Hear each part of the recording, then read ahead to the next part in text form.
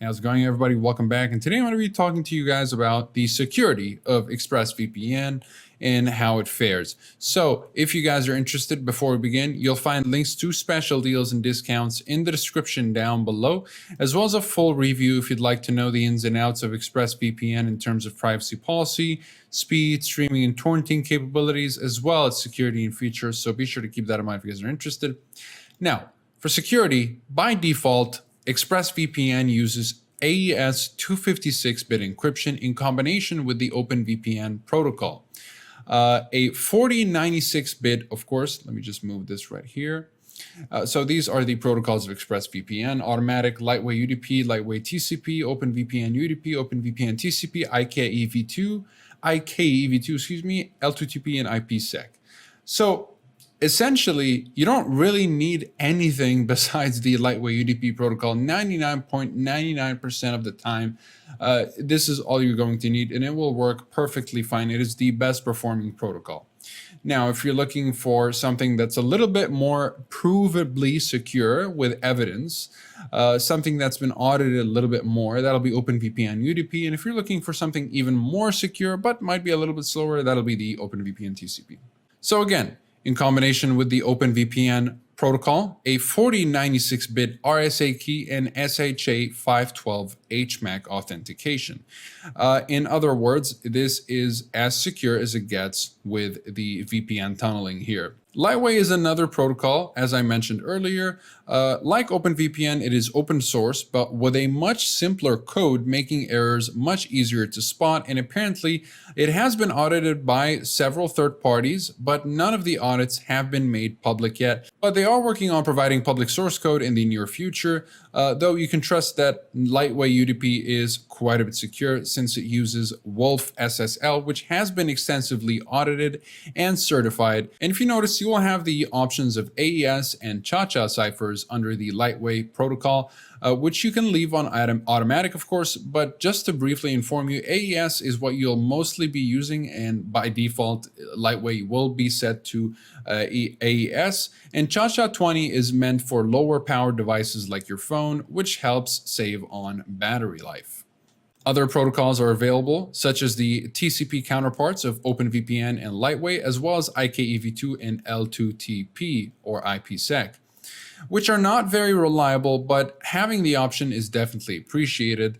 IKEV2 doesn't really work on many servers, and L2TP is also not something I would recommend using. At this point, it's quite a bit outdated, whereas the OpenVPN TCP and Lightweight TCP are fairly reliable and more secure, but just a little bit slower, which is why most people don't use them. Now, ExpressVPN isn't exactly decked out with advanced features. Express was made essentially with the average user in mind, but also secure and consistent enough to intrigue the advanced user. ExpressVPN has a reliable and properly functioning kill switch, which severs your internet connection only when the VPN unexpectedly disconnects. You'll also get a comprehensively easy to use split tunneling feature to allow you to choose which applications bypass the VPN connections or the other way around. So, if you would like, you could just, for example, have your torrenting client only use the VPN while the rest of your network is untouched, which can be useful at times. So I'm just going to turn it off because I don't really need it. Other great security features include DNS, WebRTC, and IPv6 leak protection.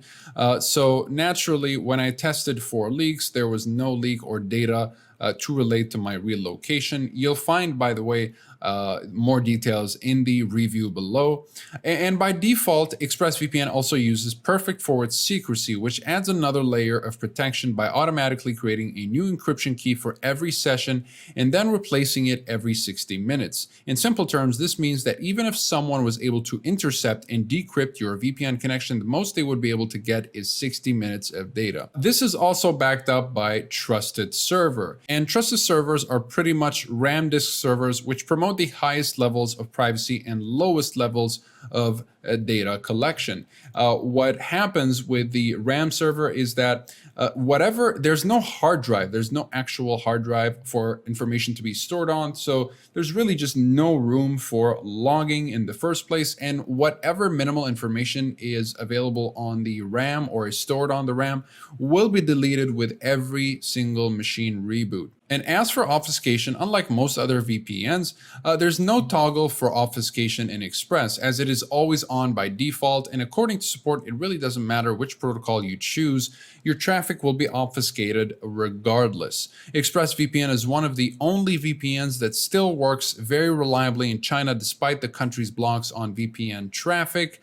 You're also able to access Chinese TV and websites, and your data will look like any normal browsing data through ExpressVPN's proprietary obfuscation, meaning that the Great Firewall of China won't be able to identify your traffic, and the same goes for all the other heavily restrictive countries like UAE, Turkey, or any other overly restrictive countries. So overall, ExpressVPN gets very high grades in terms of security, no less than an A+ in my opinion. So if you're looking for a very secure VPN that is very consistent with streaming services, very easy to use, very quick, reliable UI that looks the same across all and every single device you will use, including smart TVs, phones, and whatever other device you'll be using, works reliably in restrictive countries, and just overall one of the best VPNs in the industry today.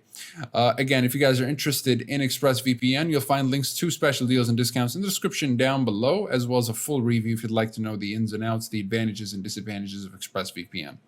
Besides that, thank you guys very much for watching. If you learned something, please like the video and subscribe to the channel if you'd like to see more content. Thank you guys very much for watching. I'll see you guys in the next one. Have a wonderful day.